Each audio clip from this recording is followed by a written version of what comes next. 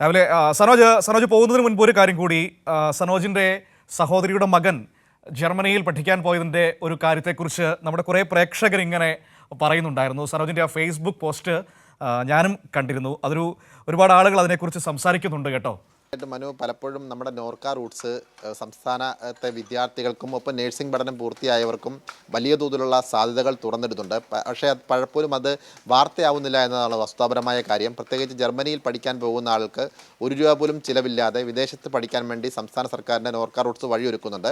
അതിന് ജർമ്മനിയിൽ പോകണമെങ്കിൽ B2 ലെവൽ പരീക്ഷ പാസ്സാവുക എന്നുള്ളതാണ്. ഈ പരീക്ഷ പാസ്സായി കഴിഞ്ഞാൽ വിദേശത്തേക്ക് പോകുവാൻ ഒരു ചിലവ് പോലും ഇല്ലാതെ, അതായത് വിസ ഉൾപ്പെടെ ഫ്ലൈറ്റ് ടിക്കറ്റ് ഉൾപ്പെടെയുള്ള കാര്യങ്ങൾ അവിടെ നിന്നും നമുക്ക് അനുവദിച്ചു തരും. ഒപ്പം തന്നെ ചെറുപ്പത്തിലെ എടുത്ത രോഗപ്രതിരോധ കുത്തിവയ്പ്പുകളുടെ സർട്ടിഫിക്കറ്റുകളൊക്കെ ഹാജരാക്കണം.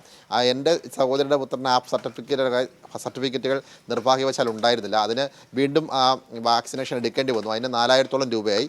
ആ പൈസ വരെ ജർമ്മനിയിൽ നിന്ന് പോകുന്നതിൻ്റെ ഭാഗമായിട്ട് അവിടെ നിന്ന് അവർ തരികയുണ്ടായി. അങ്ങനെ ₹1 പോലും ചിലവില്ലാതെ സംസ്ഥാന സർക്കാർ വലിയൊരു സാധ്യത നമ്മുടെ വിദ്യാർത്ഥി സമൂഹത്തിൻ്റെ മുമ്പിൽ തുറന്നിട്ടിട്ടുണ്ട്.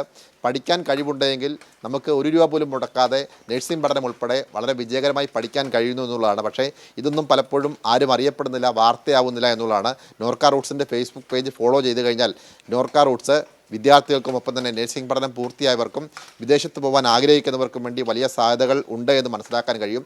ഏറ്റവും ഒടുവിൽ 4 ദിവസം മുമ്പ് സൗദി അറേബ്യയിലേക്ക് നേഴ്സിംഗ് പഠനം പൂർത്തിയാക്കിയവരെ റിക്രൂട്ട് ചെയ്യുന്നതിന് വേണ്ടിയുള്ള ഒരു പ്രവർത്തനം കൂടി ഈ നോർക്ക റൂട്ട്സ് ആരംഭിച്ചിട്ടുണ്ട്. ബോംബെയിൽ വെച്ചാണ് അതിൻ്റെ ഇൻ്റർവ്യൂ. അങ്ങനെ ഒരു വലിയ വിശാലമായ അവസരങ്ങൾ നമ്മുടെ സംസ്ഥാന സർക്കാരും നോർക്ക റൂട്ട്സും ഒരുക്കുന്നുണ്ട്. അതുകൂടി എല്ലാവരും മനസ്സിലാക്കണമെന്നുള്ളതാണ് ഈ ഘട്ടത്തിൽ പറയാനുള്ളത്. മനു.